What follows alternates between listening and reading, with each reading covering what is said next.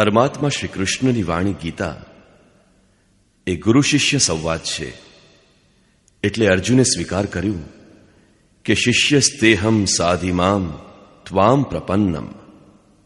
ભગવાન, હું આપનો શિષ્ય છું, આપની શરણમાં છું. મને એવો ઉપદેશ આપો જેનાથી હું પરમ શ્રેયને પ્રાપ્ત કરું. અને એટલે જ એ પરમ ગુરુના ચરણોમાં ગીતા આરંભ કરતા પહેલા આ સ્તુતિ ગુરુ વંદના પ્રસ્તુત કરાય છે. ઓમ શ્રી સદગુરુદેવ ભગવાન કી જય.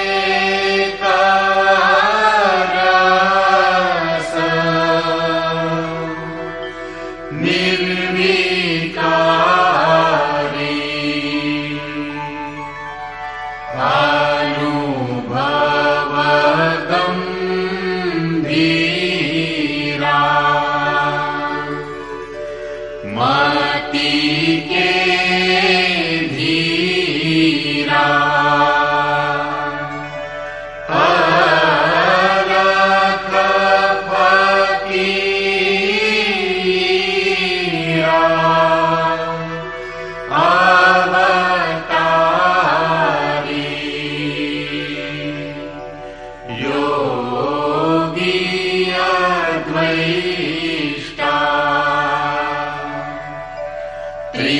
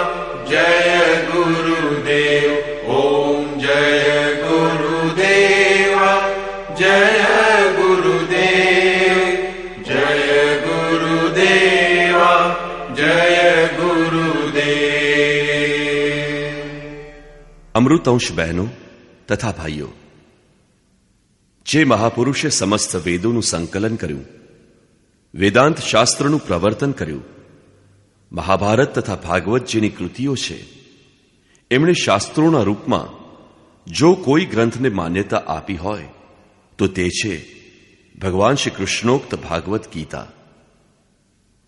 અલગ અલગ પૂજાની પદ્ધતિઓ, પરસ્પર વિરોધી સંગઠનો ધર્મના નામ ઉપર પ્રચલિત છે, જ્યારે કે ધર્મનું લક્ષ્ય છે એક પરમાત્માની શોધ.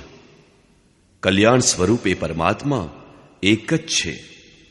એને પ્રાપ્ત કરવાની નિશ્ચિત ક્રિયાનું પાલન એ જ ધર્મ છે. જ્યારે પરમાત્મા એક છે, એને પ્રાપ્ત કરવાની ક્રિયા એક છે, તો પછી આટલા બધા પંથ શું કામ? આના સમાધાન માટે પ્રસ્તુત છે યથાર્થ ગીતાનો ભાવાંશ, આ ગીતા કેસેટ. ધર્મનું સરળ સ્વરૂપ અને એની પ્રાપ્તિ હેતુ નિર્ધારિત ક્રિયાનું ક્રમબદ્ધ તથા પૂર્ણ વિવરણ યોગેશ્વર શ્રી કૃષ્ણની ગીતા છે. વિશ્વના પ્રત્યેક મહાપુરુષે જે કોઈ સાધન બતાવ્યા છે એ બધા જ સાધનો તથા અનેક ગોપનીય સ્થિતિનું સ્પષ્ટીકરણ માત્ર ગીતામાં છે. એટલા માટે જ તો સંપૂર્ણ માનવજાતિના કલ્યાણનું એકમાત્ર શાસ્ત્ર ગીતા છે. મહાભારતમાં સંકેત છે કે જ્યારે કૌરવો અને પાંડવોની સેના સામસામી ઊભી રહી ગઈ ત્યારે સંપૂર્ણ આસુરી શક્તિઓ કૌરવોમાં પ્રવેશી અને સર્વ દેવતાઓ પાંડવોમાં પ્રવેશ્યા. આ દ્રષ્ટાંતથી મહર્ષિ વ્યાસે સ્પષ્ટ કર્યું છે કે ગીતાનું દરેક પાત્ર દેવતા અથવા તો અસુર છે અને એ પ્રતિકાત્મક છે. પ્રત્યેક મનુષ્યના અંતઃકરણમાં દૈવી અને આસુરી એ બંને પ્રકૃતિઓ અનાદિકાળથી છે. દૈવી શક્તિના સહયોગથી જ્યારે મનુષ્ય પોતાના આત્મ સ્વરૂપ તરફ અગ્રેસર થાય છે ત્યારે કામ, ક્રોધ, રાગ, દ્વેષ વગેરે આસુરી વૃત્તિઓ એમાં બાધારૂપ બને છે. એમાંથી પાર પડવું એ જ વાસ્તવિક યુદ્ધ છે. અર્જુન શ્રેય માટે વિકળ હતો. એની દ્રષ્ટિએ શ્રેયનો ઉપાય હતો કુળધર્મ, પિંડોદક ક્રિયા, વર્ણ સંકરથી બચાવ, કુલ ક્ષયથી બચવા માટે યુદ્ધ ન કરવું વગેરે વગેરે. માત્ર આટલી શંકાને નિર્મૂળ કરવા હેતુસર ભગવાને એને 18 અધ્યાયની ગીતા સમજાવી પડી. અંતમાં જ્યારે ભગવાને એને પૂછ્યું કે હે અર્જુન, શું તારો મોહ નષ્ટ પામ્યો? ત્યારે અર્જુને સ્વીકાર કર્યું કે હે ભગવાન, મારો મોહ નષ્ટ થઈ ગયો છે અને હવે હું એ જ કરીશ કે જે ભગવાને મને ઉપદેશ આપ્યો છે. આ માત્ર અર્જુનની શંકા નહોતી. અર્જુનનું બીજું નામ છે પાર્થ. પાર્થ એટલે પૃથાનો પુત્ર, એટલે કે પૃથ્વીનો પુત્ર, માનવ. અને આ શંકા માનવ માત્રની સર્વકાલીન સમસ્યા છે કે શ્રેય શું છે, એને કેમ પ્રાપ્ત કરાય. એટલા માટે સ્ત્રી, પુરુષ, આબાલ, વૃદ્ધ, માનવ માત્ર માટે ગીતાના 18 અધ્યાયનું નિયમિત શ્રવણ આવશ્યક છે. અને જેને કારણે બાળકોમાં પણ આ કલ્યાણકારી સંસ્કારોનું સિંચન થાય. આ ગીતા જ્ઞાન સિવાય કોઈ પણ મનુષ્ય ઈશ્વર પ્રાપ્તિના રસ્તા ઉપર આગળ નથી વધી શકતો. અક્ષય સુખ, શાશ્વત શાંતિ તેમજ મૂળ શંકાના સમાધાન હેતુ આ યથાર્થ ગીતાની કેસેટોનું સંકલન કરવામાં આવ્યું છે. આના નિયમિત શ્રવણથી સંપૂર્ણ પરિવાર તથા સ્વજન સમુદાયને સુસંસ્કૃત કરો. સંસારમાં મનુષ્ય ક્યાંય પણ હોય, ગીતા એના માટે અમૃત વાહિની છે. ગીતા આપનું શાસ્ત્ર છે. આ ગૌરવની વાત છે કે 5000થી વધુ વર્ષ પછી શ્રી કૃષ્ણનું યથાર્થ ગીત ભગવદ્ ગીતા આપણી સમક્ષ છે. જન્મ જન્માંતરની રૂઢિઓથી ગ્રસ્ત આપણા ચિત્તને સ્વચ્છ કરી અને ચિંતનના પથ ઉપર ચાલવા માટે આ યથાર્થ ગીતાની કેસેટોનું રોજ સવારે શ્રવણ કરવું આવશ્યક છે.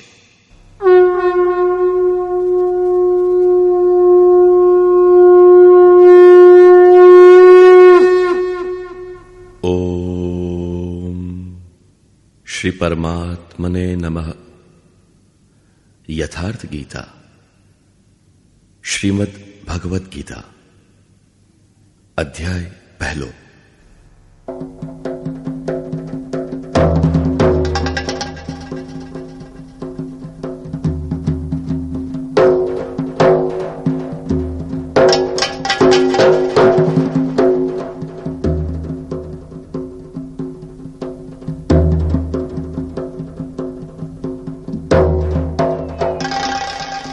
ધૃતરાષ્ટ્ર ઉવાચ.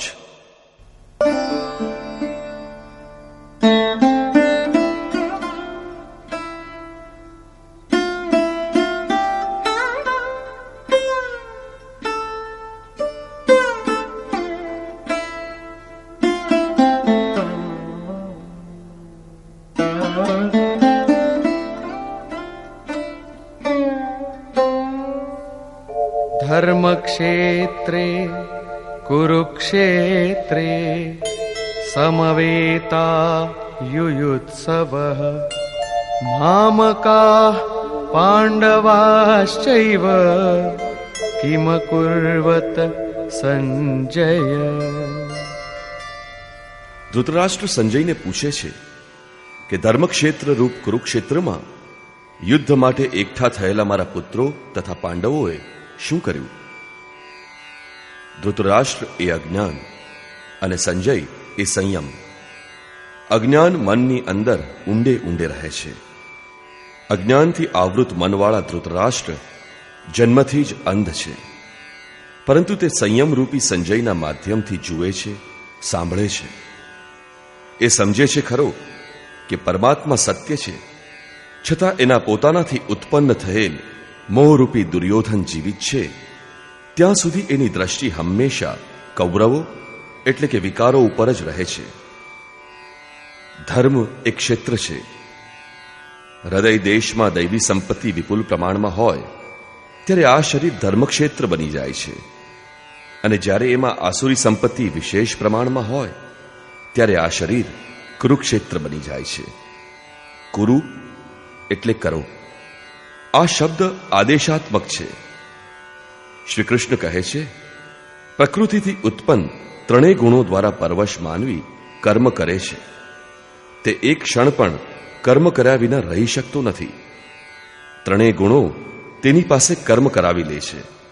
સૂઈ જાઓ તો પણ કર્મ બંધ નથી થતું. નિદ્રા પણ સ્વસ્થ શરીરનો ખોરાક માત્ર છે. ત્રણેય ગુણ મનુષ્યને દેવતાથી કીટ સુધીના શરીરોમાં બાંધે છે. જ્યાં સુધી પ્રકૃતિ અને પ્રકૃતિથી ઉત્પન્ન ગુણ હયાત છે ત્યાં સુધી કુરુ રહેશે. આમ જન્મ મૃત્યુનું ક્ષેત્ર, વિકારોનું ક્ષેત્ર કુરુક્ષેત્ર છે. પરમધર્મ પરમાત્મામાં પ્રવેશ અપાવનાર પુણ્યમયી પ્રવૃત્તિઓનું પાંડવોનું ક્ષેત્ર ધર્મક્ષેત્ર છે. પુરાતત્વવિદો પંજાબ, કાશી, પ્રયાગના મધ્યભાગ તથા અનેકવિધ સ્થળોએ કુરુક્ષેત્ર શોધી રહ્યા છે, પરંતુ ગીતાકારે સ્વયં યુદ્ધનું ક્ષેત્ર ક્યાં છે તે બતાવ્યું છે. ઇદમ શરીરમ કૌંતેય ક્ષેત્રમિત્યભિધીયતે. અર્જુન, આ શરીર જ ક્ષેત્ર છે, અને જે તેને જાણે છે, એનો અર્થ સમજી લે છે, તે ક્ષેત્રજ્ઞ છે. આગળ એમણે ક્ષેત્રનો વિસ્તાર બતાવ્યો. એમાં 10 ઇન્દ્રિયો, મન, બુદ્ધિ, અહંકાર, 5 વિકાર અને 3 ગુણોનું વર્ણન છે.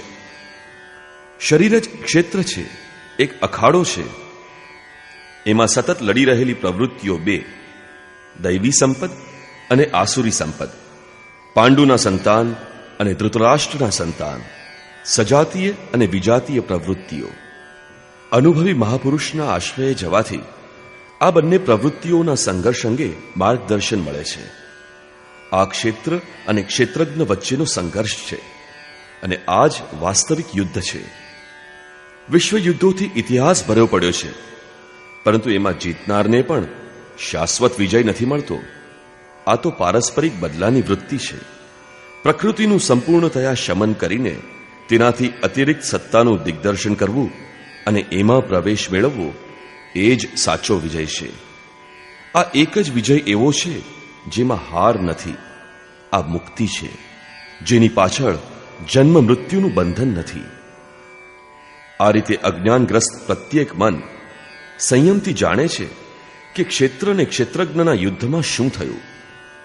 સંયમમાં જેમ જેમ પ્રગતિ થતી જાય તેમ તેમ એવી દ્રષ્ટિ પ્રાપ્ત થાય છે. સંજય ઉવાચ.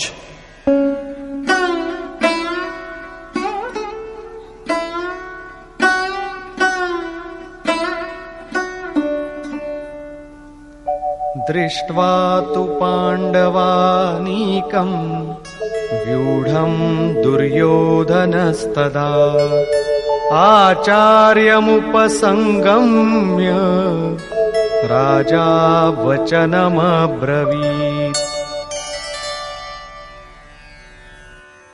પાંડવોના સૈન્યને રણમાં ગોઠવાયેલું જોઈ રાજા દુર્યોધને દ્રોણાચાર્ય પાસે જઈને આ વચન કહ્યા.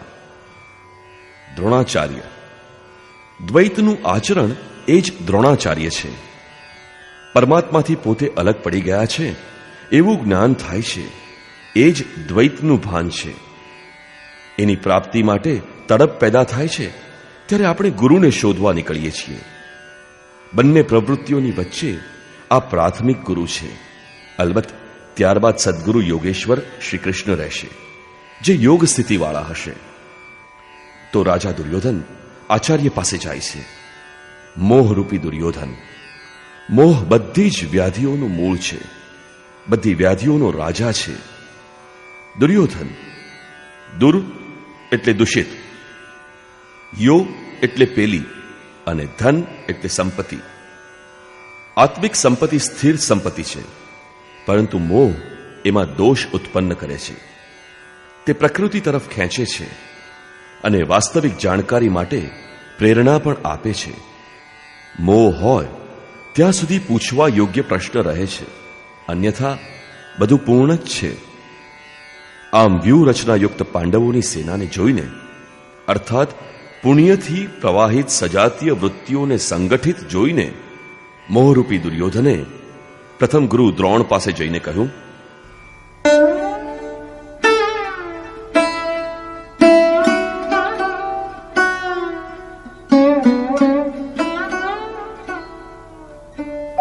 પશ્યૈતામ પાંડુપુત્રાણામ આચાર્ય મહતીમ ચમુ વ્યુઢામ દ્રુપદપુત્રેણ તવ શિષ્યેણ ધીમતા. હે આચાર્ય, આપના બુદ્ધિમાન શિષ્ય દ્રુપદ પુત્ર દૃષ્ટતુમને ગોઠવેલા પાંડવોના આ મોટા સૈન્યને જુઓ. દૃષ્ટતુમ શાશ્વત અમરપદમાં શ્રદ્ધા રાખનાર દ્રઢ મન, એ જ દૃષ્ટતુમ આજ પુણ્યમયી પ્રવૃત્તિઓનો નાયક છે. સાધન કઠિન ન મન કર ટેકા. સાધન કઠિન નથી, મનની ટેક જ કઠિન હોવી જોઈએ. હવે પાંડવ સેનાનો વિસ્તાર જોઈએ.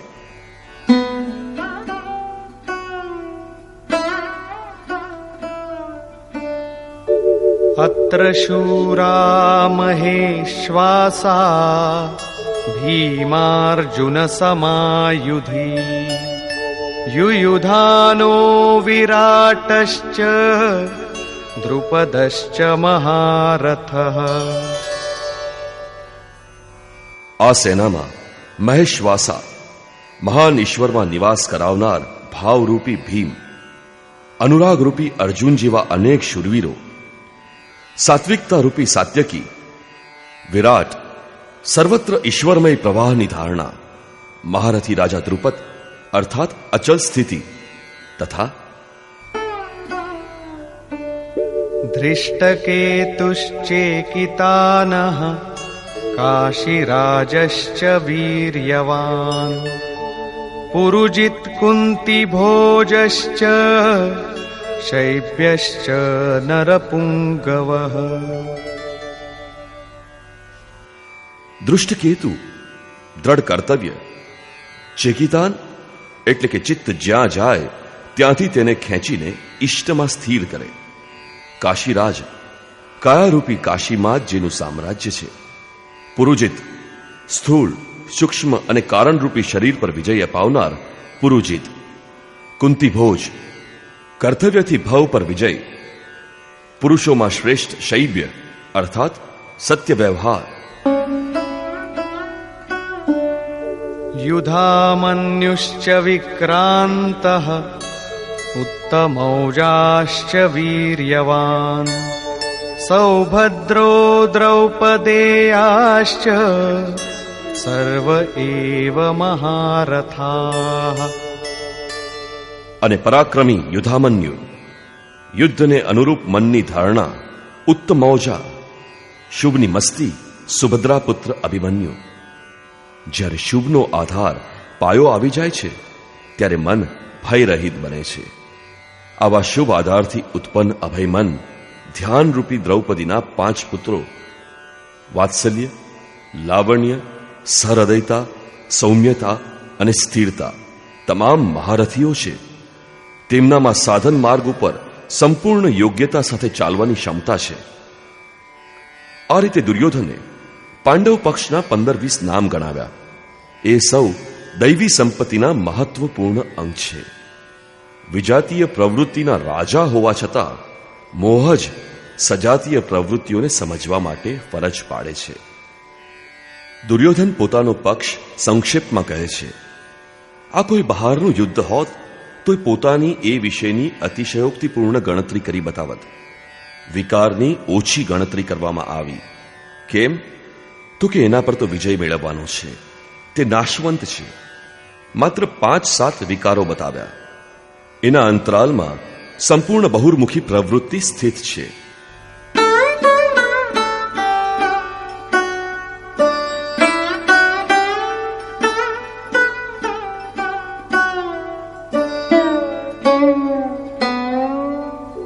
अस्माकं तु विशिष्टाये तान्निबोध द्विजोत्तम नायका मम सैन्यस्य संज्ञार्थं तान् ब्रवीमि ते.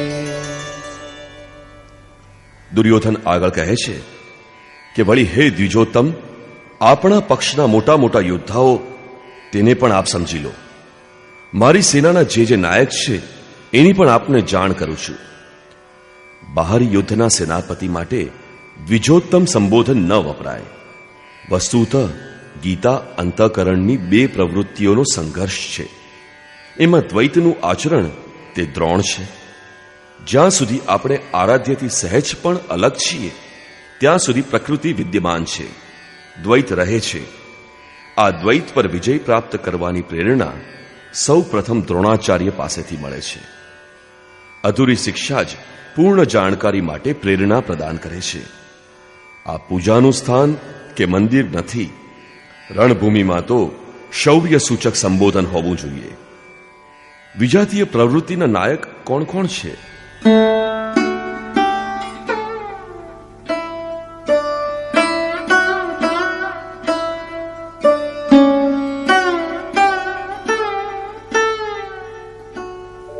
भवान् भीष्मश्च कर्णश्च कृपश्च समितिञ्जयः अश्वत्थामा विकर्णश्च सौमदत्तिस्तथैव च.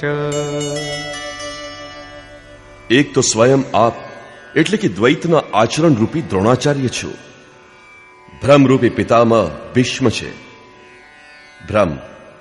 ભ્રમમાંથી વિકારો ઉદ્ભવે છે, અંત સુધી જીવિત રહે છે, એટલા માટે પિતામહ છે. આખી સેના મરી ગઈ પણ તે જીવતા રહ્યા હતા. શરશૈયા પર અચેત હતા છતાં પણ જીવિત હતા. આ છે ભ્રમરૂપી ભીષ્મ. ભ્રમ અંત સુધી રહે છે. આ રીતે વિજાતીય કર્મરૂપી કર્ણ તથા સંગ્રામ વિજયી કૃપાચાર્ય છે. સાધનાવસ્થામાંથી સાધક દ્વારા કૃપાનું આચરણ તે કૃપાચાર્ય છે. ભગવાન કૃપાધામ છે અને પ્રાપ્તિ બાદ સંતનું પણ એ જ સ્વરૂપ છે. પરંતુ સાધન કાળમાં જ્યાં સુધી આપણે અલગ છીએ ત્યાં સુધી પરમાત્મા અલગ છે. વિજાતીય પ્રવૃત્તિ જીવિત છે, મોહયુક્ત ઘેરાવો છે. આવી પરિસ્થિતિમાં સાધક કૃપાનું આચરણ કરે તો તે નષ્ટ થઈ જાય છે. સીતા માતાએ દયા કરી તો કેટલોક સમય લંકામાં પ્રાયશ્ચિત કરવું પડ્યું.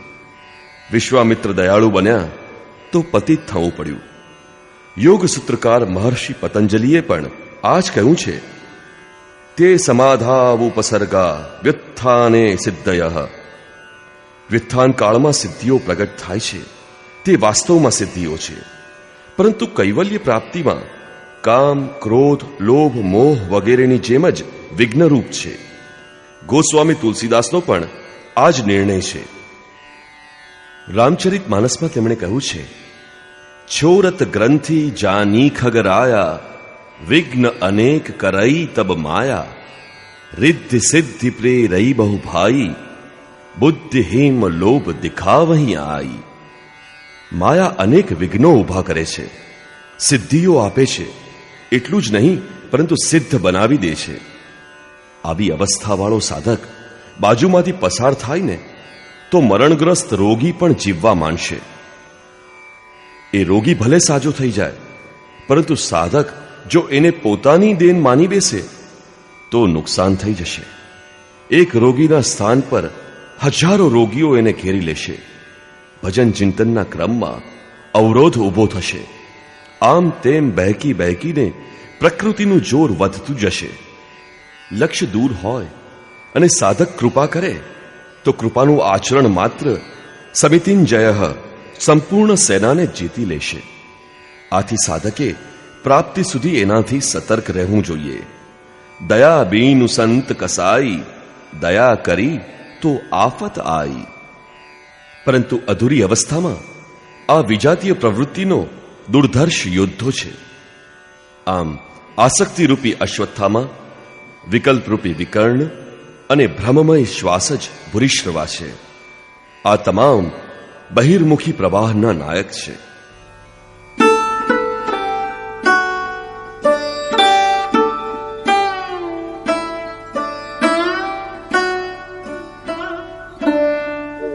अन्ये च बहवः शूराः मदर्थे त्यक्तजीविताः नानाशस्त्रप्रहरणाः सर्वे युद्धविशारदाः. દુર્યોધન કહે છે કે એ ઉપરાંત બીજા અનેક શૂરવીરો મારા માટે પ્રાણ અર્પણ કરવાની તૈયારી સાથે ઊભા છે. તમામ મારા માટે પ્રાણ ત્યાગ કરવા તત્પર છે, પરંતુ એની કોઈ ચોક્કસ ગણતરી નથી. હવે કઈ સેના કયા ભાવો દ્વારા સુરક્ષિત છે આ બાબત કહે છે. અપર્યાપ્તમ તદસ્માકમ બલમ ભીષ્માભિરક્ષિતમ પર્યાપ્તમ ત્વિદમેતેષાં બલમ ભીમાભિરક્ષિતમ. ભીષ્મ દ્વારા રક્ષિત આપણી સેના બધી જ રીતે અજય છે, અને ભીમ દ્વારા રક્ષિત આ લોકોની સેના જીતવામાં સુગમ છે.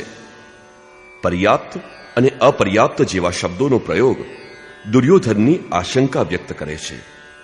આથી જોવાનું એ છે કે ભીષ્મ એવી તે કેવી સત્તા ધરાવે છે જેના પર કૌરવો આટલા નિર્ભર છે, અને ભીમ એવી કઈ સત્તા છે જેના પર દૈવી સંપત્તિ સંપૂર્ણ પાંડવ સેના નિર્ભર છે. દુર્યોધન પોતાની વ્યવસ્થા જણાવે છે.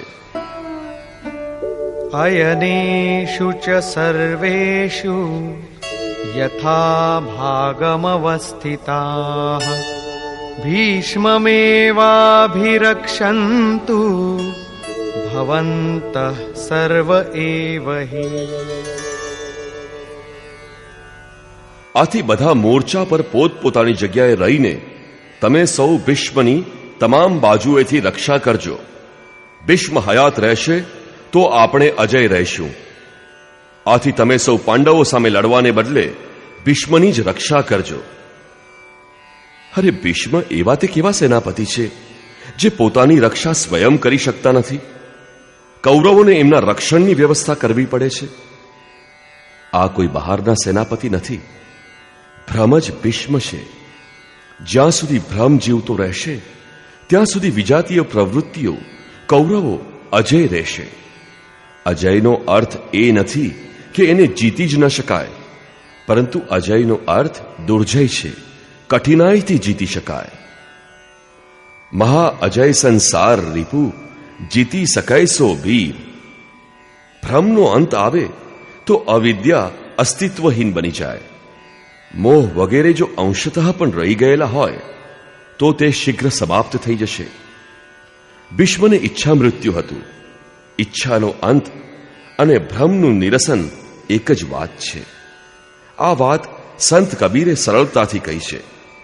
ઈચ્છા કાયા ઈચ્છા માયા ઈચ્છા જગ ઉપજાયા કહે કબીર જે ઈચ્છા વિવર્જિત તાકા પાર ન પાયા. જ્યાં ભ્રમ નથી હોતો ત્યાં તે અપાર અને અવ્યક્ત છે. આ શરીરના જન્મનું કારણ ઈચ્છા જ છે. ઈચ્છા જ માયા છે, ઈચ્છા જ જગતની ઉત્પત્તિનું કારણ છે. સો કામયત તદૈક્ષત બહુશ્યામ પ્રજાયે ઇતિ. કબીર કહે છે, જે સંપૂર્ણપણે ઈચ્છા રહિત છે તેનો પાર ન પમાય. તે અપાર અનંત અસીમ તત્વમાં ભળી જાય છે. યો કામો નિષ્કામ આપ્તકામ આત્મકામો ન તસ્ય પ્રાણા ઉત્ક્રામંતી બ્રહ્મૈ સન બ્રહ્માપ્યતિ. જે કામના રહિત આત્મામાં સ્થિર આત્મ સ્વરૂપ છે એનું કદાપી પતન નથી થતું.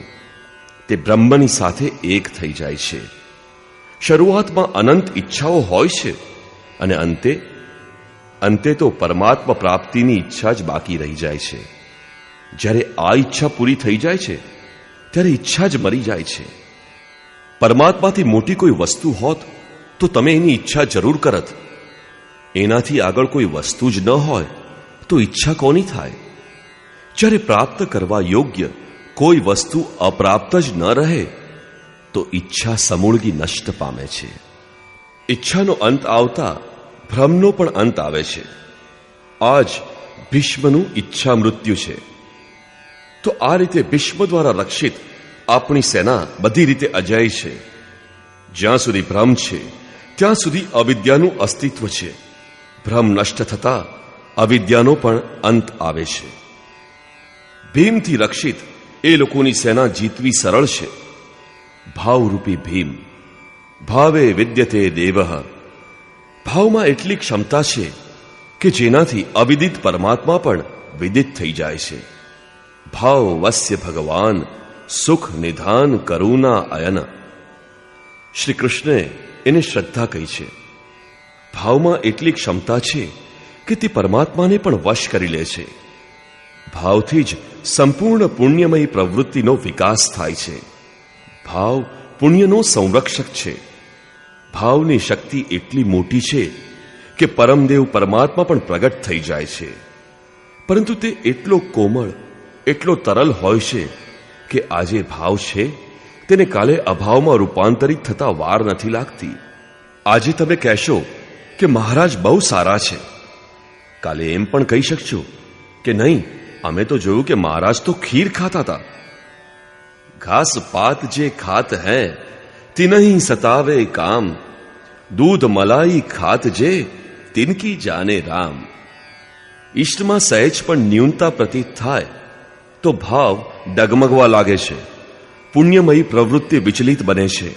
ઈષ્ટની સાથેનો સંબંધ તૂટી જાય છે. આથી ભીમ દ્વારા રક્ષિત આ લોકોની સેના જીતવાનું કામ સુગમ છે. મહર્ષિ પતંજલિનો પણ આ જ નિર્ણય છે. સ તું દીર્ઘકાલ નૈરંતર્ય સત્કારા સેવિતો દ્રઢભૂમિ. લાંબા કાળ સુધી નિરંતર શ્રદ્ધા ભક્તિપૂર્વક કરેલી સાધના દ્રઢ હોય છે.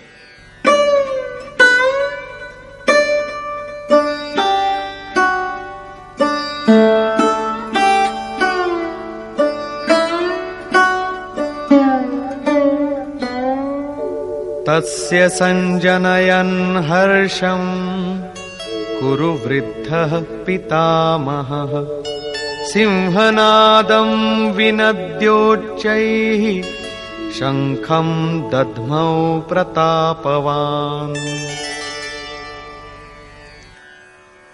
આમ પોતાના બળાબળનો નિર્ણય લઈને શંખધ્વનિ થયો.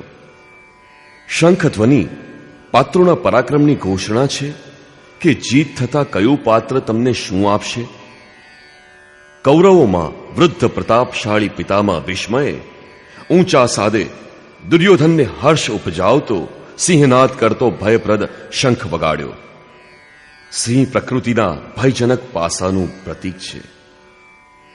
ઘોર જંગલમાં નીરવ એકાંતમાં સિંહની ગર્જના કાનમાં પેસી જાય તો રૂવાડા ઊભા થઈ જશે, હૃદય કાંપવા લાગશે. અલબત્ત સિંહ તો તમારાથી માઇલો દૂર હશે. ભય પ્રકૃતિમાં હોય છે, પરમાત્મામાં નહીં. તે તો અભય સત્તા છે. ભ્રમરૂપી ભીષ્મ વિજયી નીવડે તો પ્રકૃતિના જે ભયરૂપી અરણ્યમાં તમે છો એનાથી પણ અધિક ભયના આવરણથી તમને બાંધી દેશે. ભયનું એક આવરણ વધુ ચડી જશે, ભય વધુ સઘન બનશે. આ ભ્રમ ભય સિવાય બીજું કશું નહીં આપી શકે. આથી જ પ્રકૃતિમાંથી નિવૃત્તિ લેવી એ જ સાચો માર્ગ છે. સંસારમાં પ્રવૃત્તિ તો ભવાટવી છે, ઘોર અંધકારની છાયા છે. કૌરવોની ઘોષણા એનાથી વિશેષ કશું નથી. કૌરવો તરફથી ગમે તેટલા ઢોલ નગારા વાગે, પરંતુ આ બધા ભેગા થઈને ભય જ આપે છે, એનાથી વિશેષ કશું નહીં.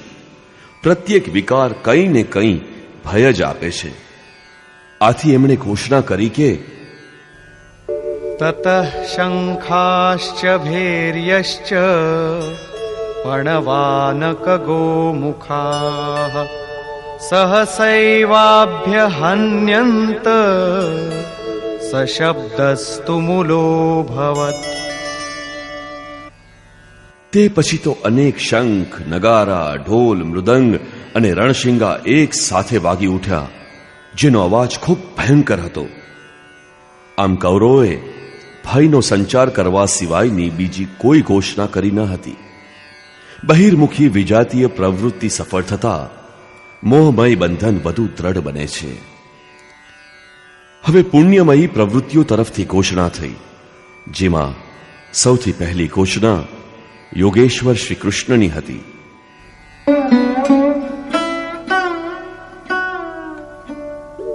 તતઃ શ્વેતૈર્હયૈર્યુક્તે મહતી સ્યંદને સ્થિતૌ માધવ પાંડવશ્ચૈવ દિવ્યૌ શંખૌ પ્રદધમતુ. આ ઉપરાંત સફેદ અશ્વોવાળા, જેમાં સહેજ પણ કાલીમાનો દોષ નથી. સફેદ સાત્વિક નિર્મળતાનું પ્રતીક છે. મહતી સ્યંદને ભવ્ય રથમાં બેઠેલા શ્રી કૃષ્ણ અને અર્જુને પણ પોતાના અલૌકિક શંખ વગાડ્યા. અલૌકિકનો અર્થ છે લોકોથી પર. ત્રિલોક એટલે કે મૃત્યુલોક, દેવલોક અને બ્રહ્મલોક. જ્યાં સુધી જન્મ મરણનો ભય છે, ત્યાં સુધી આ તમામ લોકોથી અતિરિક્ત પારલૌકિક પારમાર્થિક સ્થિતિ પ્રદાન કરવાની ઘોષણા યોગેશ્વર શ્રી કૃષ્ણએ કરી. આ સોના ચાંદી કે લાકડાનો રથ નથી. રથ અલૌકિક છે, શંખ પણ અલૌકિક છે, અને આથી ઘોષણા પણ અલૌકિક છે. લોકોથી પર એકમાત્ર બ્રહ્મ છે. બ્રહ્મની સાથે સીધો સંપર્ક સ્થાપિત કરવાની આ ઘોષણા છે. આ સ્થિતિ તે કેવી રીતે પ્રદાન કરશે?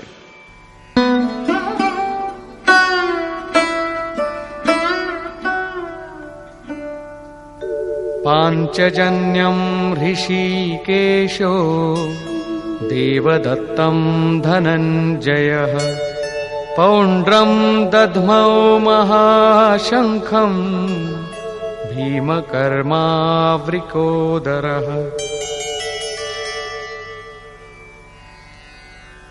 ઋષિકેશ, હૃદયના સર્વસ્વ જ્ઞાતા એવા શ્રી કૃષ્ણએ પાંચજન્ય શંખ વગાડ્યો. પાંચેય જ્ઞાનેન્દ્રિયોને, પાંચ તન્માત્રાઓ શબ્દ, સ્પર્શ, રૂપ, રસ, ગંધના રસ ભેળવીને પોતાના ભક્તની શ્રેણીમાં ઢાળવાની ઘોષણા કરી. વિકરાળ સ્વરૂપે બહેકતી ઇન્દ્રિયોને સમેટીને પોતાના સેવકની શ્રેણીમાં ઊભી કરવી એ પ્રેરક સદ્ગુરુનું કામ છે. શ્રી કૃષ્ણ એક યોગેશ્વર સદ્ગુરુ હતા. શિષ્યસ્તેહમ, ભગવાન હું તમારો શિષ્ય છું. બાહ્ય વિષય વસ્તુઓને છોડીને ધ્યાનમાં ઈષ્ટ સિવાય બીજું કાંઈ ન જુએ, બીજું કાંઈ ન સાંભળે, બીજા કોઈનો સ્પર્શ ન કરે, એ સદ્ગુરુના અનુભવ સંચાર ઉપર આધાર રાખે છે. દેવદત્તમ ધનંજય, દૈવી સંપત્તિને આધીન અનુરાગ એટલે અર્જુન. ઈષ્ટને અનુરૂપ લગાવ, જેમાં વિરહ, વૈરાગ્ય, અશ્રુપાત હોય, ગદગદ ગીરા નયન બહ નીરા, રોમાંચ હોય. ઈષ્ટ સિવાય બીજી કોઈ વિષય વસ્તુ સાથે સહેજ પણ ટકરાવ ન થાય, એને જ અનુરાગ કહે છે. આમતા મળે તો પરમાત્માની પ્રાપ્તિ કરાવવા વાળી દૈવી સંપત્તિ ઉપર પરમદેવ આધિપત્ય મેળવી લે છે. આનું બીજું નામ ધનંજય પણ છે. ધન તો બાહ્ય સંપત્તિ છે, જેનાથી શરીરનું રક્ષણ થાય છે. આત્મા સાથે એને સંબંધ નથી. આનાથી અતિરિક્ત આત્મિક સંપત્તિ નિજ પૂંજી છે. બૃહદારણ્યક ઉપનિષદમાં યાજ્ઞવલ્કએ મૈત્રેયીને આ જ સમજાવ્યું કે ધનથી સંપન્ન પૃથ્વી પર આધિપત્ય મેળવવાથી અમૃત તત્વની પ્રાપ્તિ થતી નથી. એનો ઉપાય તો આત્મિક સંપત્તિ જ છે. ભયાનક કર્મવાળા ભીમસેને પૌંડ્ર અર્થાત પ્રીતિ નામનો મહાશંખ વગાડ્યો. ભાવ હૃદયમાંથી જન્મે છે અને હૃદયમાં જે નિવાસ કરે છે. આથી એનું નામ વૃકોદર છે. તમારો લગાવ બાળકમાં હોય છે, ખરેખર તો આ લગાવ હૃદયમાં હોય છે, જે બાળકમાં જઈને મૂર્ત થાય છે. આ ભાવ ખૂબ શક્તિશાળી હોય છે. ભીમે પ્રીતિ નામનો શંખ વગાડ્યો. ભાવમાં પ્રીતિ રહેલી છે. આથી ભીમે પૌંડ્ર નામનો શંખ વગાડ્યો. ભાવ મહાન અને બળવાન છે, પરંતુ તે પ્રીતિના માધ્યમ દ્વારા જ. રામચરિત માનસમાં કહ્યા પ્રમાણે હરિવ્યાપક સર્વત્ર સમાના, પ્રેમ તે પ્રકટ હો હી મેં જાના.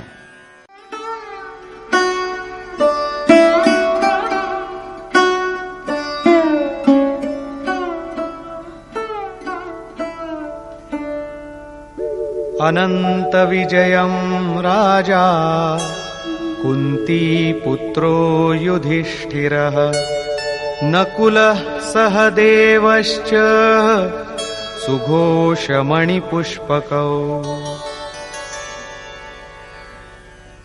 કુંતી પુત્ર રાજા યુધિષ્ઠિરે અનંત વિજય નામનો શંખ વગાડ્યો. કુંતી કર્તવ્યનું અને યુધિષ્ઠિર ધર્મનું પ્રતીક છે. ધર્મ પર સ્થિરતા રહેશે તો અનંત વિજય અનંત પરમાત્મામાં સ્થિરતા અપાવશે. પણ પ્રકૃતિ પુરુષ ક્ષેત્ર અને ક્ષેત્રજ્ઞના સંઘર્ષમાં સ્થિર રહે છે. પારાવાર દુઃખમાં યુદ્ધે સ્થિર સ યુધિષ્ઠિર, તે વિચલિત થતો નથી. આથી જે અનંત છે, જેનો અંત નથી, તે છે પરમ તત્વ પરમાત્મા, અને તેના પર તે એક દિવસ વિજય અપાવે છે. નિયમરૂપી નકુલે સુઘોષ નામનો શંખ વગાડ્યો. જેમ જેમ નિયમ ઉન્નત થશે તેમ અશુભનું શમન થશે, શુભ ઘોષિત થશે. સત્સંગરૂપી સહદેવે મણિપુષ્પક નામનો શંખ વગાડ્યો. મનીષીઓએ પ્રત્યેક શ્વાસને અમૂલ્ય મણિની સંજ્ઞા આપી છે. હીરા જૈસી શ્વાસા બાતો મેં બીતી જાય. સાધુ પુરુષોની વાણી સાંભળવી એ એક પ્રકારનો સત્સંગ છે, પરંતુ યથાર્થ સત્સંગ તો આંતરિક હોય છે. શ્રી કૃષ્ણના કહેવા મુજબ તો આત્મા જ સત્ય છે, સનાતન છે. ચિત્ત બધામાંથી પોતાને સંકોરીને આત્માની સંગત કરે ત્યારે વાસ્તવિક સત્સંગ કહેવાય. આ સત્સંગ ચિંતન, ધ્યાન અને સમાધિના અભ્યાસથી જ પ્રાપ્ત થાય છે. જેમ જેમ સત્યના સાનિધ્યમાં ધ્યાન ટકવા માંડશે તેમ તેમ એક એક શ્વાસ પર નિયંત્રણ આવતું જશે અને મન સહિત તમામ ઇન્દ્રિયો કાબૂમાં આવી જશે. જે દિવસે સંપૂર્ણપણે નિરોધ થઈ જશે તે દિવસે પરમ તત્વ પ્રાપ્ત થશે. વાજિંત્રોની જેમ જ આપણું ચિત્ત આત્માના સ્વર સાથે સ્વર મેળવીને સંગત કરે એ જ સત્સંગ છે. બાહ્યમણી કઠોર હોય છે, પરંતુ શ્વાસમણી પુષ્પ કરતાં પણ કોમળ હોય છે. પુષ્પ તો વિકસિત થતા કે તૂટી જતા કરમાય છે, પણ તમે હવે પછીના શ્વાસ સુધી જીવતા રહેશો એની કોઈ ગેરંટી નહીં આપી શકો. પરંતુ સત્સંગ સફળ થતા શ્વાસ ઉપર નિયંત્રણ પ્રાપ્ત થાય છે અને પરમ લક્ષ્યની પ્રાપ્તિ થાય છે. આનાથી આગળ પાંડવોએ બીજી કોઈ ઘોષણા કરી નથી, પરંતુ પ્રત્યેક સાધન નિર્મળતાના માર્ગ ઉપર થોડુંક થોડુંક અંતર કાપી આપે છે. આગળ કહે છે,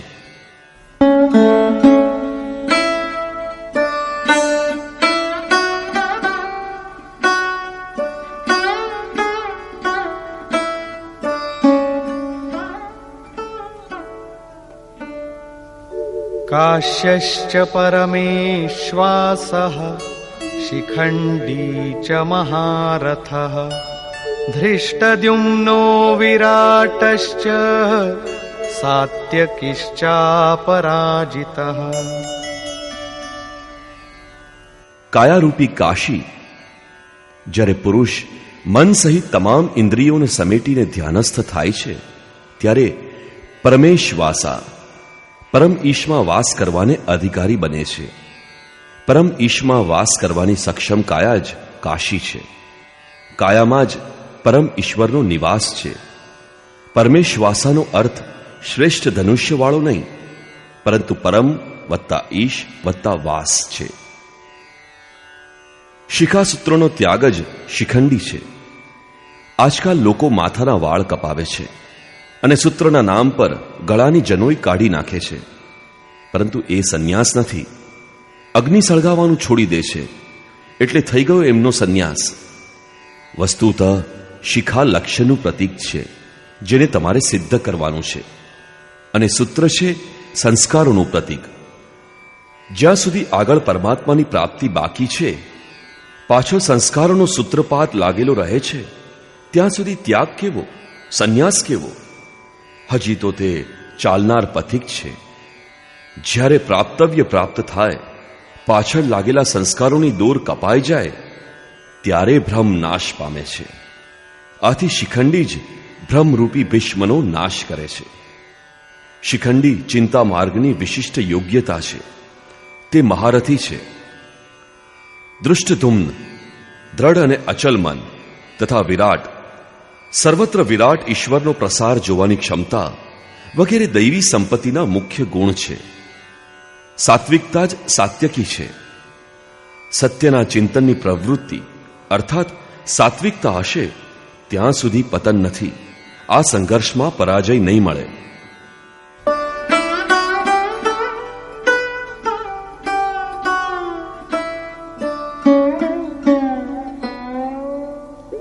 દ્રુપદો દ્રૌપદેયાશ્ચ સર્વશઃ પૃથિવીપતે સૌભદ્રશ્ચ મહાબાહુઃ શંખાન દદ્મુઃ પૃથક પૃથક. અચલ પદદાયક દ્રુપદ અને ધ્યાનરૂપી દ્રૌપદીના 5 પુત્રો સરદયતા, વાત્સલ્ય, લાવણ્ય, સૌમ્યતા વગેરે સાધનમાં મહાન સહાયક મહારથી છે, તથા મહાબાહુવાળો અભિમન્યુ.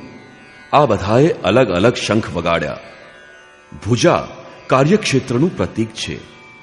જ્યારે મનમાંથી ભય જતો રહે છે, ત્યારે એની પહોંચ દૂર સુધી જાય છે. હે રાજન, આ બધાએ અલગ અલગ શંખ વગાડ્યા. આ બધા કંઈ ને કંઈ અંતર પાર કરાવે છે. એનું પાલન આવશ્યક છે. આથી જ આ નામ ગણાવ્યા છે. આના સિવાય કેટલાક અંતર એવા છે કે જે મન બુદ્ધિથી કાપી શકાતા નથી. ભગવાન સ્વયં અંતઃકરણમાં વિરાજમાન થઈને આ મંજિલ પાર કરાવે છે. અહીં દ્રષ્ટિ બનીને આત્મા ઊભો થાય છે અને પોતે જ પોતાની સન્મુખ ઊભો થઈને પોતાનો પરિચય કરાવી લે છે.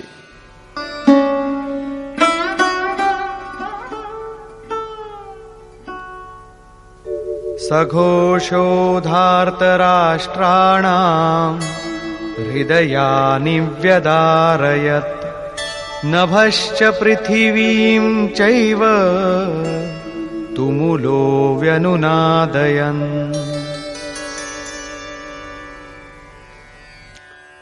પૃથ્વી અને આકાશને ગજાવી મૂકતા આ ભયંકર નાદે કૌરવોના હૃદયને જાણે ચીરી નાખ્યા.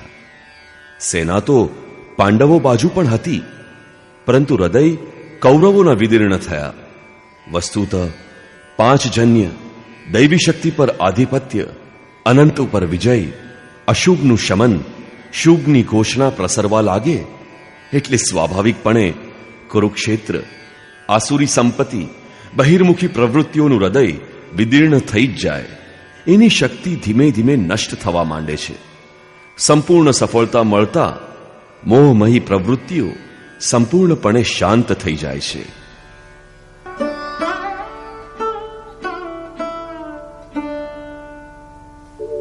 અથ વ્યવસ્થિતાન દૃષ્ટ્વા ધાર્તરાષ્ટ્રાન કપિધ્વજઃ પ્રવૃત્તે શસ્ત્ર સંપાતે ધનુરુદ્યમ્ય પાંડવઃ ઋષિકેશં તદા વાક્યં इदमाह महीपते सेनयोरुभयोर्मध्ये रथं स्थापयमेच्युत।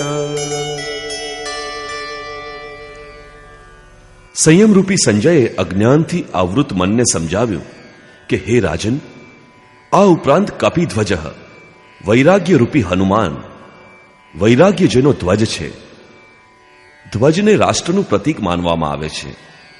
કેટલાક લોકો કહે છે કે ધ્વજ ચંચળ હોય છે એટલે કપિધ્વજ કહેવામાં આવે છે, પરંતુ અહીં એમ નથી. કપિ સાધારણ વાંદરો નથી, સ્વયં હનુમાન છે, જેમણે માન અને અપમાનનું હનન કર્યું છે. સમ માન નિરાદર આદરહી. પ્રકૃતિની જોયેલી સાંભળેલી વસ્તુઓથી, વિષયોથી રાગનો ત્યાગ તે વૈરાગ્ય છે. આમ વૈરાગ્ય જેનો ધ્વજ છે એ અર્જુને વ્યવસ્થિત રીતે કૌરવોને ઉભેલા જોઈને શસ્ત્ર ચલાવવાની તૈયારી રૂપે ધનુષ્ય ઉઠાવ્યું. ઋષિકેશમ, હૃદયના સર્વસ્વ જ્ઞાતા યોગેશ્વર શ્રી કૃષ્ણને કહ્યું, હે અચ્યુત, જે કદી ચ્યુત થતા નથી એ, હે અચ્યુત, મારા રથને બે સેનાઓની વચ્ચે લઈ જઈને ઊભો રાખો. અહીં સારથીને આપેલ આદેશ નથી, ઈષ્ટદેવને કરેલી પ્રાર્થના છે. શા માટે ઊભો કરે?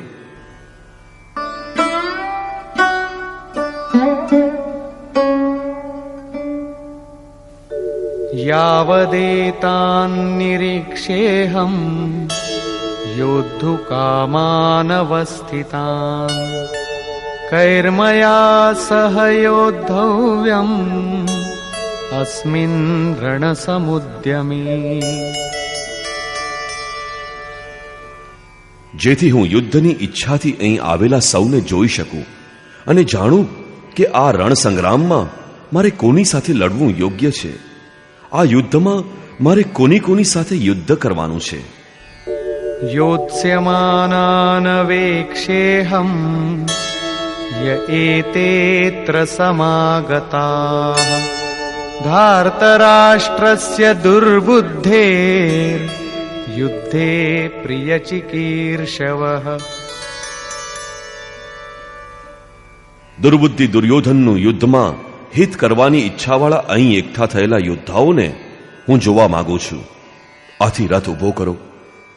મોહરૂપી દુર્યોધન, મોહમયી પ્રવૃત્તિઓનું કલ્યાણ ઈચ્છતા જે રાજા આ યુદ્ધમાં આવ્યા છે તેમને હું જોવા માંગુ છું. સંજય ઉવાચ.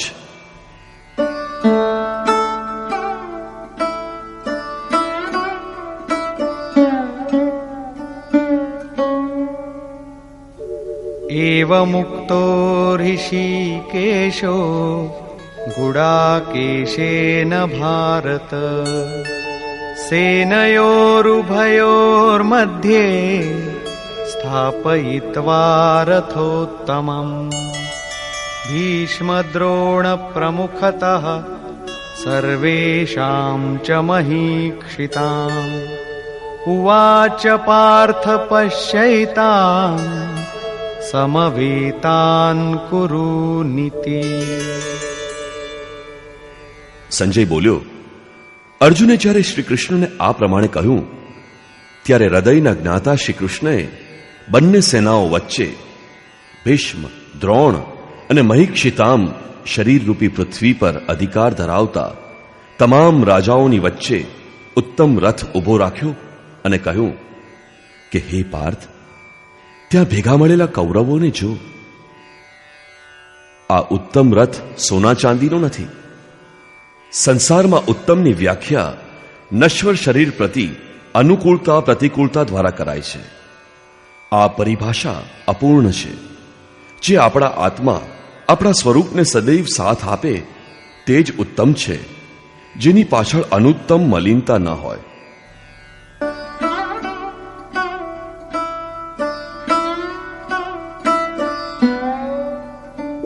तत्रापश्यत् स्थितान् पार्थः पितॄनथ पितामहान् आचार्यान् मातुलान् भ्रातॄन् पुत्रान् पौत्रान् सखींस्तथा શ્વશુરાન સુહૃદશ્ચૈવ સેનયોરુભયોરપી. આ ઉપરાંત અચૂક લક્ષ્યવાળા પાર્થિવ શરીરને રથ બનાવનારા પાર્થે આ બંને સેનાઓમાં રહેલા પોતાના વડીલો, પિતામહ, આચાર્ય, ભાઈઓ, પુત્રો, પૌત્રો, મિત્રો, સસરાઓ અને સ્નેહીઓને જોયા. બંને સેનાઓમાં અર્જુનને કેવળ પોતાનો પરિવાર, મામાનો પરિવાર, શ્વસુરનો પરિવાર, સ્નેહીઓ અને ગુરુજનો દેખાયા. મહાભારતની પ્રચલિત ગણતરી અનુસાર 18 અક્ષિહિણી લગભગ 40 લાખ બરાબર થાય છે. પરંતુ પ્રચલિત ગણતરી અનુસાર 18 અક્ષિહિણી લગભગ 6.5 અબજની બરાબર થાય છે, જે આજની વિશ્વની વસ્તી બરાબર થાય છે. આટલા લોકો માટે વિશ્વ સ્તર પર અન્ન અને આવાસની સમસ્યા બની જાય એટલો મોટો જનસમૂહ.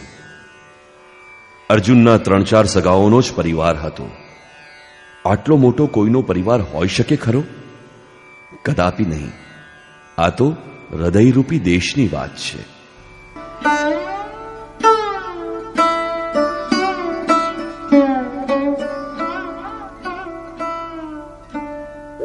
તાન સમીક્ષ્ય સ કૌન્તેયઃ સર્વાન બંધૂનવસ્થિતાન કૃપયા પરયાવિષ્ટો વિષીદન્નિદમબ્રવીત. આ રીતે ઉભેલા પોતાના બધા સગાઓને જોઈને અત્યંત કરુણાથી આવૃત કુંતીપુત્ર અર્જુને ખેદ વ્યક્ત કર્યો. અર્જુન શોક કરવા લાગ્યો, કેમ કે એણે જોયું કે આ બધો તો પોતાનો જ પરિવાર છે. આથી બોલ્યો, અર્જુન ઉવાચ,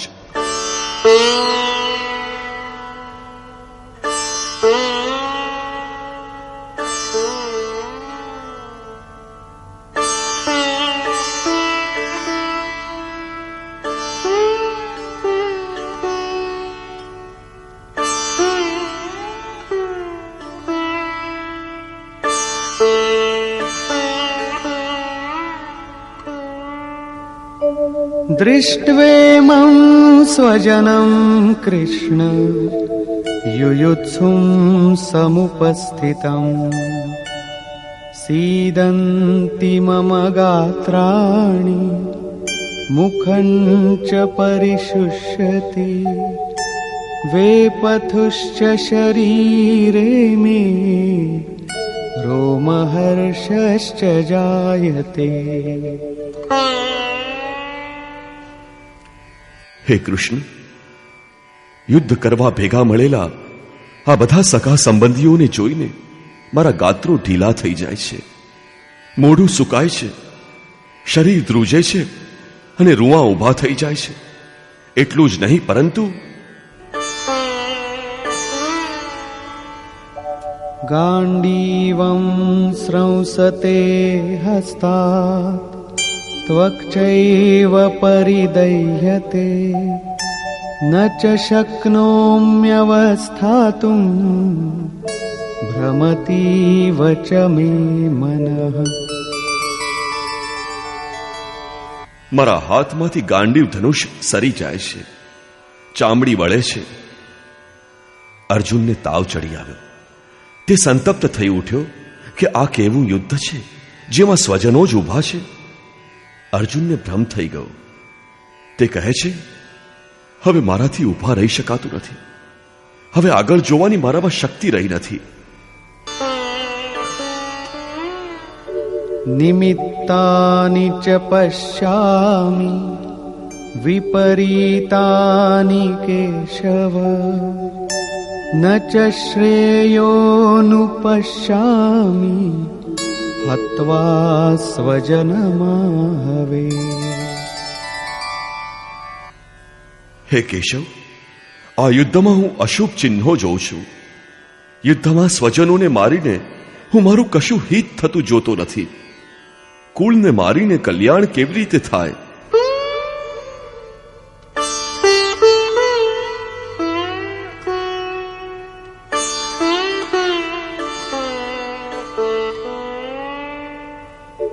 ન न काङ्क्षे विजयं कृष्ण न च राज्यं सुखानि च किन्नो राज्येन गोविन्द किं भोगैर्जीवितेन वा। સમગ્ર પરિવાર યુદ્ધ મોરચે ઉભો છે. યુદ્ધમાં તેમને મારીને વિજયથી મળનારું રાજ્ય અને રાજ્યથી મળનારું સુખ અર્જુનને જોઈતું નથી. એ કહે છે, કૃષ્ણ, હું વિજય ઈચ્છતો નથી, રાજ્ય તેમજ સુખ પણ ઈચ્છતો નથી. ગોવિંદ, મારે રાજ્ય, ભોગ અથવા જીવનથી પણ શું પ્રયોજન છે? આ અંગે કહે છે,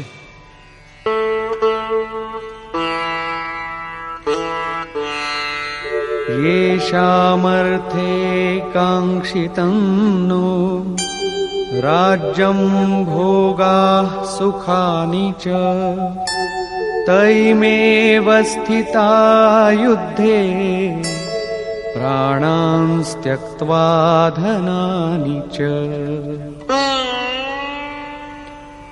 જેને માટે રાજ્ય, ભોગ અને સુખ વગેરે ઈચ્છીએ છીએ એ જ પરિવાર જીવનની આશા છોડીને યુદ્ધના મેદાનમાં ઊભો છે. મને રાજ્યની ઈચ્છા હતી, પણ તે પરિવાર માટે હતી. ભોગ, સુખ અને ધનની પીપાસા સ્વજનો અને પરિવાર સાથે એને ભોગવવા માટે હતી. પરંતુ જ્યારે બધા જ પ્રાણોની આશા છોડીને ઊભા છે ત્યારે મને સુખ, રાજ્ય કે ભોગની ઈચ્છા નથી. આ બધું એમના માટે ગમતું હતું. એમનાથી અલગ થઈને મારે એની કોઈ આવશ્યકતા નથી. જ્યાં સુધી પરિવાર રહેશે ત્યાં સુધી વાસના રહેશે. ઝૂંપડીમાં રહેનાર પણ પોતાના કુટુંબ, મિત્ર, સ્વજનોને મારીને વિશ્વનું સામ્રાજ્ય સ્વીકારશે નહીં. અર્જુન આ જ કહે છે કે મને ભોગ પ્રિય હતા, વિજય પ્રિય હતો, પરંતુ જેમના માટે આ બધું હતું તેઓ જ જ્યારે ન રહે તો ભોગોનો ઉપયોગ શો? આ યુદ્ધમાં કોને મારવાના છે?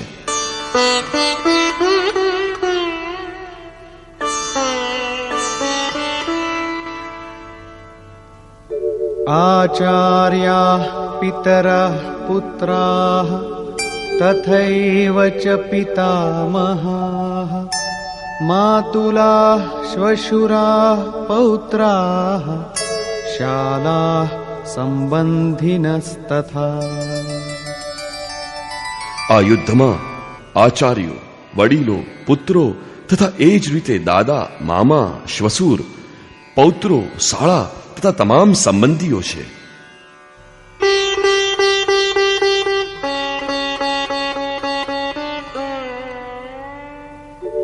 एतान्न हन्तुमिच्छामि घ्नतोऽपि मधुसूदन अपि त्रैलोक्यराज्यस्य हेतो किन्नु मही कृते. હે મધુસૂદન, ભલે તેઓ મને હણી નાખે, 3 લોકના રાજ્યને ખાતર પણ હું તેમને હણવા ઈચ્છતો નથી. તો આ ભૂમિને ખાતર તો કેમ હણું? 18 ઔક્ષહિણી સેનામાં અર્જુનને પોતાનો પરિવાર જ દેખાયો. આટલા બધા સ્વજનો વાસ્તવમાં કોણ છે? હકીકતમાં તો અનુરાગ જ અર્જુન છે. ભજનના આરંભમાં પ્રત્યેક અનુરાગીની સમક્ષ આ જ સમસ્યા રહી છે. બધા ઈચ્છે છે કે ભજન કરીને તે પરમ સત્યને મેળવીએ, પરંતુ કોઈ અનુભવી સદ્ગુરુની છત્રછાયામાં કોઈ અનુરાગી જ્યારે ક્ષેત્ર અને ક્ષેત્રજ્ઞનો સંઘર્ષ સમજે કે પોતે કોદી સાથે લડવાનું છે ત્યારે તે હતાશ થઈ જાય છે. તે ઈચ્છે છે કે પોતાના પિતાનો પરિવાર, શ્વસુરનો પરિવાર, મામાનો પરિવાર, સ્નેહીજનો, મિત્રો, ગુરુજનો બધા જ સાથે રહે, બધા સુખી રહે અને આ બધાની વ્યવસ્થા કરતા પરમાત્મા સ્વરૂપની પ્રાપ્તિ પણ કરી લઈએ. પરંતુ જ્યારે એને સમજાય છે કે આરાધનામાં અગ્રેસર થવા માટે પરિવાર છોડવો પડે, આ સંબંધીઓનો મોહ ત્યાગવો પડે, ત્યારે તે અધીર થઈ જાય છે. પૂજ્ય મહારાજજી કહેતા હતા કે મરવું અને સાધુ થવું બંને બરાબર છે. સાધુ માટે દુનિયામાં બીજા જીવિત હોઈ શકે, પરંતુ ઘરવાળાના નામ પર કોઈ નથી હોતા. જો કોઈ હોય તો તો તે લગાવ છે. મોહ સમાપ્ત ક્યાં થયો છે? લગાવનો સંપૂર્ણ ત્યાગ, મોહનું સહ અસ્તિત્વ દૂર થતાં વિજય નિશ્ચિત બને છે. આ સંબંધોનો વિસ્તાર એટલે જ જગત, અન્યથા જગતમાં આપણું શું છે? તુલસીદાસ કહચિદ વિલાસ જગ, બૂઝત બૂઝત બુઝય. મનનો વિસ્તાર જ જગત છે. યોગેશ્વર શ્રી કૃષ્ણએ પણ મનના પ્રસારને જગત કહીને સંબોધન કર્યું છે. જેણે આ પ્રભાવને રોકી લીધો તેણે ચરાચર જગત જ જીતી લીધું. ઇહૈવ તૈર્જિત સર્ગો યેષામ સામ્યે સ્થિતમ મનઃ. આમ ગીતામાં કહ્યું છે. માત્ર અર્જુન અધીર હતો એવી વાત નથી. અનુરાગ તો બધાના હૃદયમાં છે. પ્રત્યેક અનુરાગી અધીર થાય છે. એને સંબંધી યાદ આવવા માંડે છે. પહેલા એ વિચારતો કે ભજનથી કંઈક લાભ થશે તો આ લોકો સુખી થશે, એમની સાથે રહીને સુખ ભોગવીશું. પરંતુ એ લોકો સાથે જ ન રહે તો સુખ લઈને પણ શું કરવાનું? અર્જુનની દ્રષ્ટિ રાજ્ય સુખ પૂરતી સીમિત હતી. તે ત્રિલોકના સામ્રાજ્યને જ સુખની પરાકાષ્ઠા સમજતો હતો. એની આગળ પણ કોઈ સત્ય છે એની જાણકારી અર્જુનને હમણાં નથી.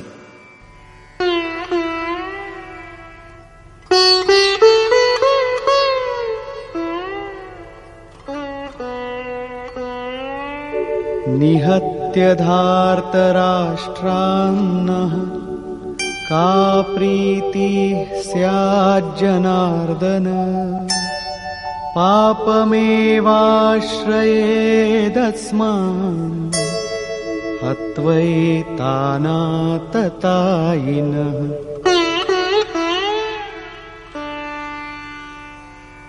હે જનાર્દન, ધૃતરાષ્ટ્રના પુત્રોને મારીને પણ અમને ક્યાંથી પ્રસન્નતા મળવાની હતી?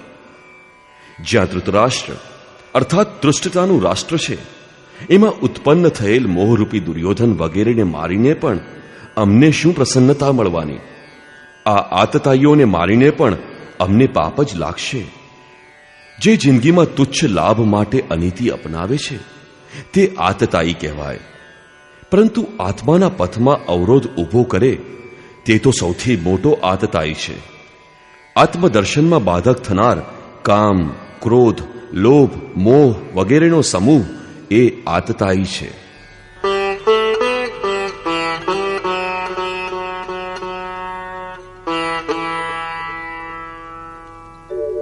તસ્માન્નાર્હા વયં હન્તું ધાર્તરાષ્ટ્રાન સ્વબાંધવાન સ્વજનમ હિ કથમ હત્વા સુખિનઃ સ્યામ માધવ. તેથી હે માધવ, અમારા પોતાના જ બંધુઓ એવા ધૃતરાષ્ટ્ર પુત્રોને હણવા અમારે માટે યોગ્ય નથી. પોતાના બંધુઓ ક્યાંથી? એ તો શત્રુ નહોતા. વાસ્તવમાં શરીરના સંબંધો અજ્ઞાનથી ઉત્પન્ન થાય છે. આ મામા છે, સસરા છે, સ્વજન સમુદાય છે, આ બધું અજ્ઞાન છે.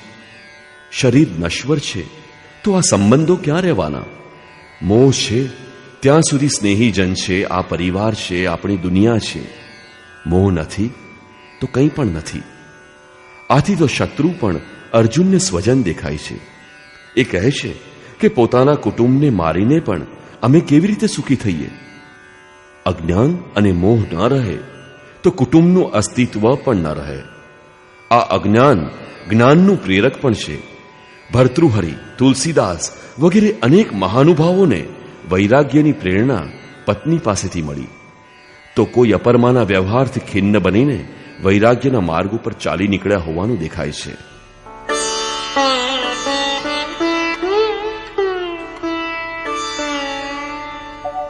યદ્યપ્યેતેન પશ્યન્તિ લોભોપહત ચેતસઃ કુલક્ષયકૃતં દોષં મિત્રદ્રોહે ચ પાતકં.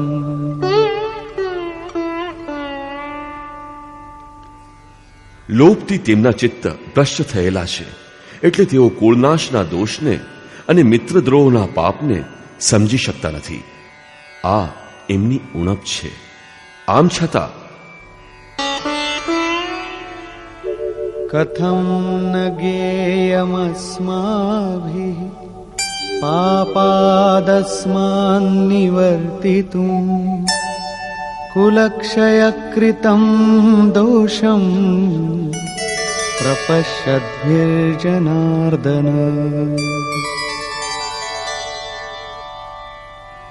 હે જનાર્દન, કુળનાશના દોષને સમજનારા અમે આપમાંથી બચવાનું કેમ ન વિચારીએ?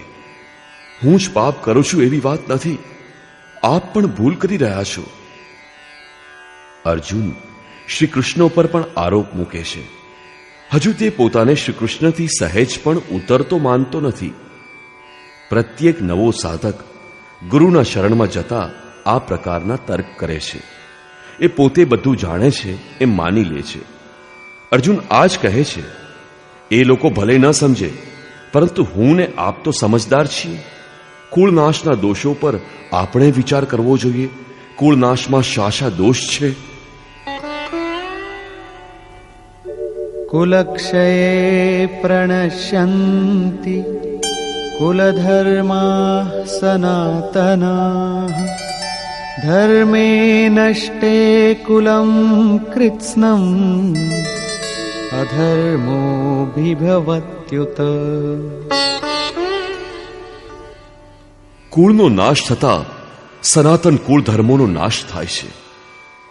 અર્જુન કુળ ધર્મ કુલાચારને જ સનાતન ધર્મ સમજે છે. ધર્મનો નાશ થતા સમગ્ર કુળને અધર્મ ડૂબાવી દે છે. અધર્માભિભવાત કૃષ્ણ પ્રદુષ્યન્તિ કુલસ્ત્રિયઃ સ્ત્રીષુ દુષ્ટાસુ આર્ષ્ણેય જાયતે વર્ણસંકરઃ. હે કૃષ્ણ, પાપ અધિક માત્રામાં વધી જતા કુળની સ્ત્રીઓ દુરાચારી બને છે. હે વાર્ષ્ણેય, સ્ત્રીઓ દુરાચારી થતા વર્ણસંકર પ્રજા પેદા થાય છે. અર્જુનની માન્યતા હતી કે કુળની સ્ત્રીઓ દૂષિત થતા વર્ણસંકર પ્રજા પેદા થાય છે. પરંતુ શ્રી કૃષ્ણે એ વાતનું ખંડન કરતા આગળ બતાવ્યું છે કે હું અથવા સ્વરૂપમાં સ્થિત મહાપુરુષ આરાધના ક્રમમાં ભ્રમ ઉત્પન્ન કરે તો વર્ણસંકરતા ઉત્પન્ન થાય છે. વર્ણસંકરતાના દોષો પર પ્રકાશ નાખતા અર્જુન કહે છે,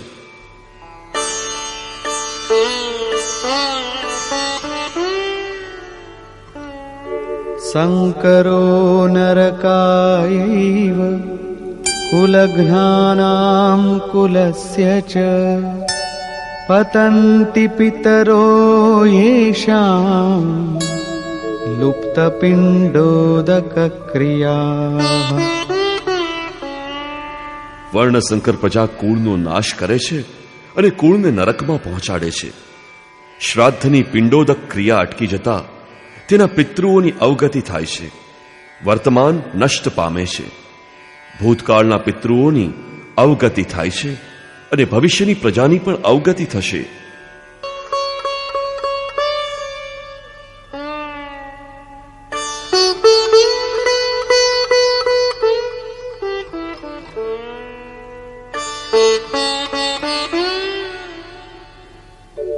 દોષૈરેતૈઃ કુલઘ્નાનાં વર્ણસંકરકારકૈઃ ઉત્સાદ્યન્તે જાતિધર્માઃ કુલધર્માશ્ચ શાશ્વતાઃ. આ વર્ણસંકરને જન્મ આપતા દોષોથી સનાતન કુળ ધર્મ અને જાતિ ધર્મ નષ્ટ થાય છે. અર્જુન માને છે કે કુલ ધર્મ સનાતન છે, કુલ ધર્મ શાશ્વત છે. પરંતુ શ્રી કૃષ્ણે આ વાતનું ખંડન કર્યું છે અને દર્શાવ્યું છે કે આત્મા જ સનાતન શાશ્વત ધર્મ છે. વાસ્તવિક સનાતન ધર્મને જાણતા અગાઉ મનુષ્ય ધર્મના નામ ઉપર કોઈને કોઈ રૂઢીને જાણે છે. એ જ રીતે અર્જુન પણ જાણે છે જે શ્રી કૃષ્ણના મતે એક માત્ર રૂઢિ છે.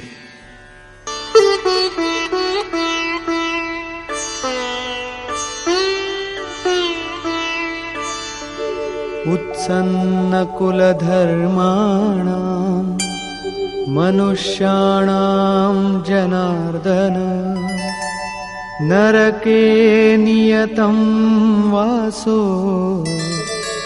भवतीत्यनुशुश्रुम. હે જનાર્દન, જેમના કુલ ધર્મનો નાશ થયો હોય એવા મનુષ્યો અનંત કાળ સુધી નરકમાં પડે છે. કુલ ધર્મ જ નાશ પામતો નથી, પરંતુ શાશ્વત સનાતન ધર્મ પણ નાશ પામે છે. આપણે જોયું નથી પણ સાંભળતા આવ્યા છીએ કે ધર્મ જ નાશ પામે તો એવા પુરુષનો અનંત કાળ સુધી નરકમાં વાસ થાય છે.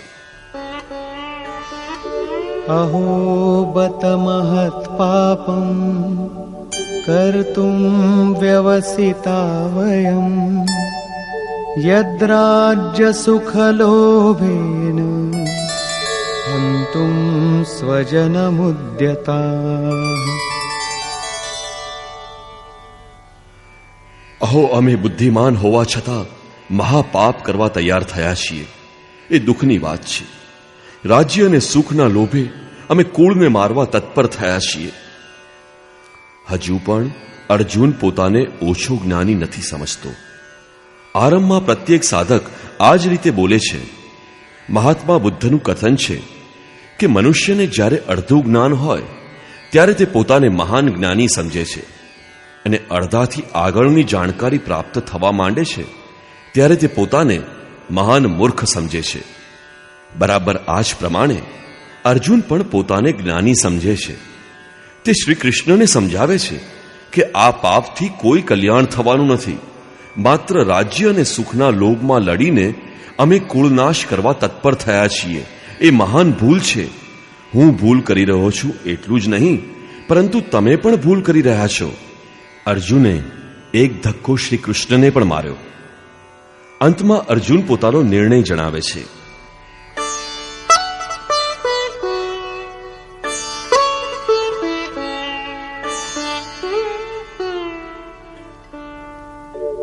યદિ મામ પ્રતિકારમ અશસ્ત્રમ શસ્ત્રપાણયઃ ધાર્તરાષ્ટ્રારણે હન્યુઃ તન્મે ક્ષેમતરમ ભવેત.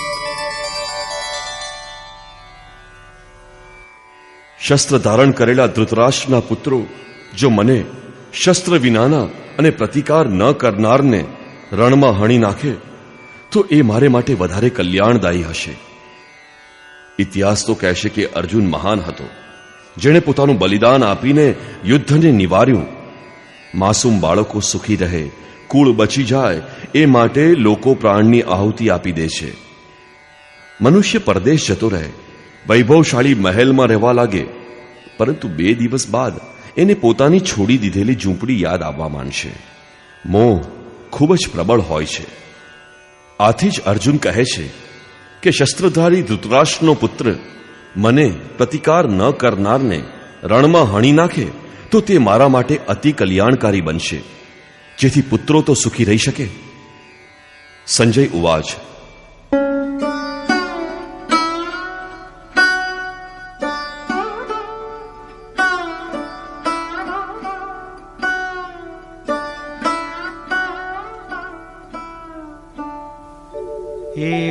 एवमुक्त्वार्जुनः संख्ये रथोपस्थ उपाविशत् विसृज्य सशरं चापं शोकसंविघ्नमानसः.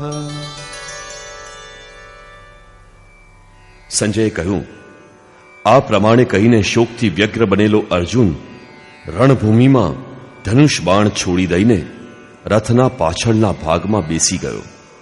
અર્થાત ક્ષેત્ર અને ક્ષેત્રજ્ઞના સંઘર્ષમાં ભાગ લેવામાં પીછેહઠ કરી ગયો. નિષ્કર્ષ. ગીતા ક્ષેત્ર અને ક્ષેત્રજ્ઞના યુદ્ધનું નિરૂપણ છે. આ ઈશ્વરીય વિભૂતિઓથી સંપન્ન ભગવત સ્વરૂપને બતાવનાર ગીત છે. આ ગીત જે ક્ષેત્રમાં થાય છે તે યુદ્ધ ક્ષેત્ર શરીર છે, જેમાં 2 પ્રવૃત્તિઓ છે, ધર્મક્ષેત્ર અને કુરુક્ષેત્ર. સૈન્યના આ સ્વરૂપ અને બળનો આધાર બતાવ્યો અને શંખ ધ્વનિથી તેના પરાક્રમની જાણકારી મળી. એ ઉપરાંત જે સેનાની સામે લડવાનું છે એનું નિરીક્ષણ થયું, જેની ગણના 18 અવક્ષેહિણી લગભગ 6.5 અબજ કહેવાય છે, પરંતુ હકીકતમાં તે અનંત છે. પ્રકૃતિના દ્રષ્ટિકોણ બે છે. એક ઇષ્ટ તરફી પ્રવૃત્તિ, દૈવી સંપત્તિ. બીજી બહિર્મુખ પ્રવૃત્તિ, આસુરી સંપત્તિ. બંને પ્રકૃતિ જ છે.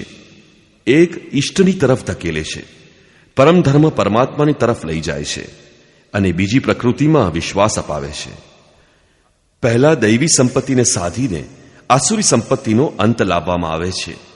પછી શાશ્વત સનાતન પરબ્રહ્મના દિગ્દર્શન અને તેમાં સ્થિતિની સાથે દૈવી સંપત્તિની આવશ્યકતા પૂરી થઈ જાય છે. યુદ્ધનું પરિણામ નીકળી આવે છે.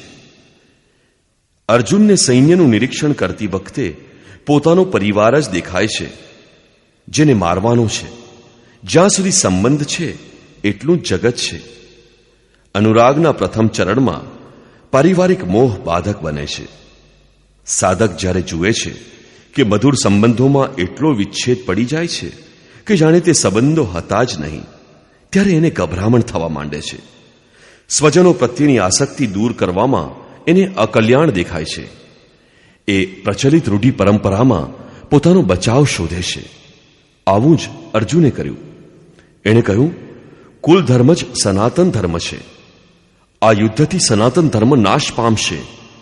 કુળની સ્ત્રીઓ દૂષિત થશે. વર્ણસંકર પ્રજા પેદા થશે, જે કુલ અને કુળઘાતી બંનેને નરકમાં લઈ જશે. અર્જુન પોતાની સમજ પ્રમાણે સનાતન ધર્મની રક્ષા માટે વિકળ છે. એણે શ્રી કૃષ્ણને અનુરોધ કર્યો કે આપણે સમજદાર થઈને પણ મહાપાપ કેમ કરીએ છીએ? મતલબ કે શ્રી કૃષ્ણ પણ પાપ કરવા જઈ રહ્યા હતા. અંતમાં પાપથી બચવા માટે હું યુદ્ધ નહીં કરું એવું કહીને હતાશ અર્જુન રથના પાછળના ભાગમાં બેસી ગયો. ક્ષેત્રજ્ઞના સંઘર્ષમાંથી પાછો ખસી ગયો. ટીકાકારોએ આ અધ્યાયને અર્જુન વિષાદ યોગ કહ્યો છે. અર્જુન અનુરાગનું પ્રતીક છે. સનાતન ધર્મ માટે વિકળ થવાવાળા અનુરાગી વિષાદ યોગનું કારણ બને છે. આ જ વિષાદ મનુને થયો હતો. રામચરિત માનસમાં કહ્યું છે, હૃદય બહુત દુઃખ લાગ, જન્મ ગયો હરિ ભગતિ વિનુ.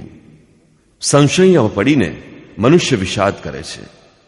એને સંદેહ હતો કે વર્ણસંકર પેદા થશે, જે નરકમાં લઈ જશે. સનાતન ધર્મ નષ્ટ થવાનો તેને વિષાદ પણ હતો. તેથી સંશય વિષાદ યોગનું સામાન્ય નામકરણ આ અધ્યાય માટે યોગ્ય છે. તેથી ઓમ તત્સદિતિ શ્રીમદ ભગવદ્ ગીતાસુ ઉપનિષત્સુ બ્રહ્મ વિદ્યાયા યોગશાસ્ત્રે શ્રી કૃષ્ણાર્જુન સંવાદે સંશય વિષાદ યોગો નામ પ્રથમોધ્યાય. આ પ્રકારે શ્રીમદ ભગવદ્ ગીતા રૂપી ઉપનિષદ અર્થાત બ્રહ્મ વિદ્યા તથા યોગશાસ્ત્ર વિષયક શ્રી કૃષ્ણ અને અર્જુનના સંવાદમાં સંશય વિષાદ યોગ નામનો પ્રથમ અધ્યાય પૂર્ણ થાય છે. ઇતિ શ્રીમદ પરમહંસ પરમાનંદસ્ય શિષ્ય સ્વામી અડગડાનંદ કૃતે શ્રીમદ ભાગવત ગીતાયા યથાર્થ ગીતા ભાષ્યે સંશય વિષાદ યોગો નામ પ્રથમોધ્યાય.